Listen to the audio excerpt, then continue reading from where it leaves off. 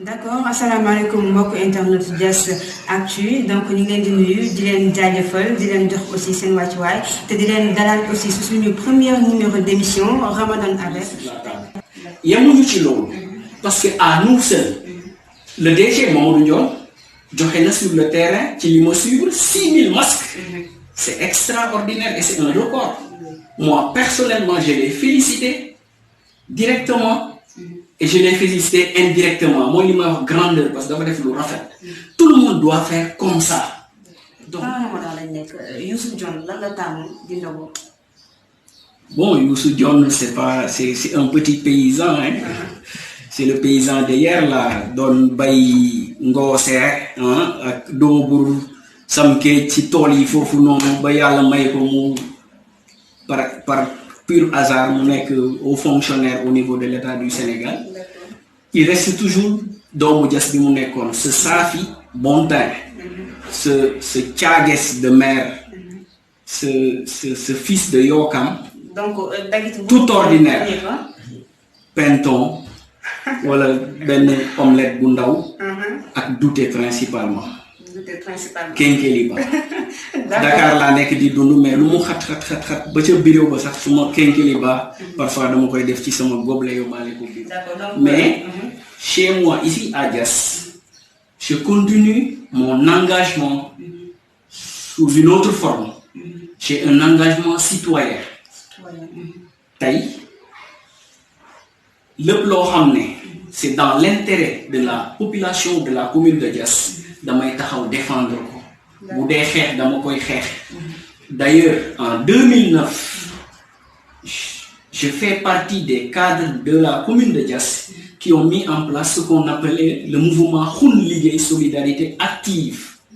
Et j'ai fait partie des 5 personnes qui ont mis en place ce mouvement en 2009 pour participer aux élections locales de 2009. Parce que nous n'étions pas satisfaits de la gestion, en tout cas, de la localité.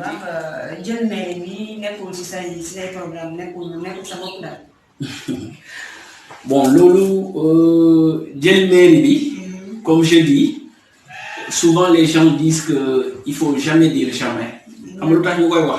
Parce que yàlla rek moo xam ëllëg doomu aadama xamu ko mëbët la am.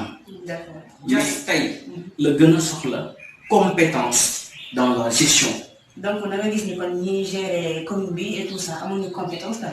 ñi gérer commune bi le maire de Diass avec équipe bi mu fi nekkal ñi ngi fi depuis un certain temps plus d'une décennie kenn mënul ne doomu aadama amul compétence li ñu xam ak li ñu mën ñi ngi koy def ci anam biñ ko mëne ak anam biñ ko xamee mais jàpp naa ne am na lu gën loolu. donc jàpp nga ni am na lu gën ñoom ñi nga xam ne moom la ñuy def. Absolument comme le président Macky Sall li muy def nii. am na lu ko gën aujourd'hui il y a d'autres alternatives. il y a mieux. yow politique boobu mais ñu fi toog dafa mel ni da ngeen di xaw a ngañ wala loolu. ngañ je se dirais que c'est trop dit. Fol corona virus bon maa ngi lire un peu partout xawma nature bi sax xawma sax ndax mouvement la à première vue nan lañ ko war a qualifier parce que amagul qualificatif c'est quelque chose qui est né spontanément donc ki ko initié il a contacté j'en suis témoin l'ensemble des leaders politiques de la commune sans exception. Donc ñi nga xam ne ni bokk ñu ci donc dañu bëgguñu woon bokk ci mbir mi. ku ci nekk da nga koy nangul position quand quelqu'un dit nañu daje ànd nekk benn dajale suñuy moyens joxeendoo waxandoo ku nekk na joxe photo ku nekk na joxe vidéo ku nekk na jël partie déclaration bi bu ko neex mu lire ko ci vidéo bi ça a été distribué à tout le monde. Je peux te montrer le mail. On a même un mail groupe de l'ensemble des leaders de la commune, sans exception. Je dis bien sans exception. Ci mail bi somme 300 millions ak ay savon ak yi mel gisoo ni loolu ndaw na trop ci ay leaders yu mel ni yéen ngeen nekk fii ku mel ni yow tamit nga doon inspecteur ci inspecteur des impôts et des domaines ak leaders yi nga xam ne ñoo nekk ci des ngeen booloo yi ñëpp joxe 300 000 parce que tamit gis naa ci réseaux sociaux am na ñoo xam ne dañ ko ñu ne leaders yi nan lañ mën a booloowee même pas sax somme 500 000 wala plus de ça wala sax ay 1 million. Vous avez fait aujourd'hui de ce qu'on appelle la presse locale une réalité taille à Diass. Diass Actu est une réalité incontournable. Taille beaucoup de choses du organe de presse à travers Diass Actu. À l'époque, quand j'ai commencé Facebook, il n'y avait rien. Il y avait un groupe que j'avais créé en 2009 qui s'appelait Koursafi. Quand j'ai créé, j'ai opéré sur mon genou. Je suis en convalescence, j'étais tout le temps sur le net. Et j'avais pensé, bon cadre virtuellement à Koursafi. J'ai créé Facebook en 2009, le groupe Koursafi.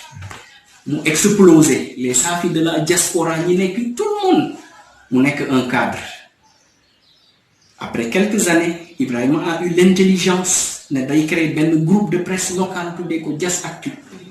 Ça a été encore géant parce que pour ça, arbre à parler le monde, il faut mais Diass Actu est allé dans le sens d'aller chercher l'information à temps réel pour le mettre à la disposition de la commune.